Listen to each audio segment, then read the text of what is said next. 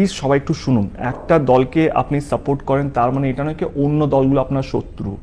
আর এইটাও সত্যি কি আমি আর মিঠুনদা যখন একসঙ্গে বসে বাবা ছেলের মতন থাকতে পারি, যেটা তুমি খুব শুরুতে ভালো ইন্ট্রোডাকশন দিয়েছিলে, আমি শুধু আমাদের দর্শকদেরকে বলে রাখতে চাই কি বিশ্বাস করুন ওপরে সবাই খুব ভালো আছে।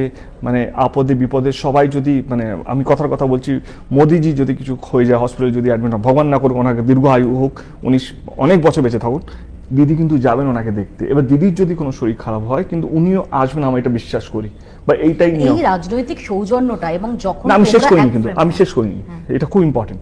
এবার আমার বক্তব্য হচ্ছে এই যে গ্রাম লেভেলে কর্মী লেভেলে যে এই যে শত্রুতার যে ব্যাপার বিষটা বছরকে পর বছর বয়ে বয়ে যাচ্ছে, মানুষ একটা পতাকা নিয়েছে অন্য পতাকা যায় তাকে মারবে তাকে করবে তাকে, আমার এইটাই বলা উচিত, বোঝানো উচিত কি যেই একটা গ্রামে যদি 10 জন এইটা করে 10 জন এটা করে, প্লিজ আপনারা বন্ধুত্বকে রাখুন, কারণ উপরে সবাই ভালো আছে, আপনারাই মরছেন আপনারাই লড়ছেন, আপনাদেরই ক্ষতি হচ্ছে।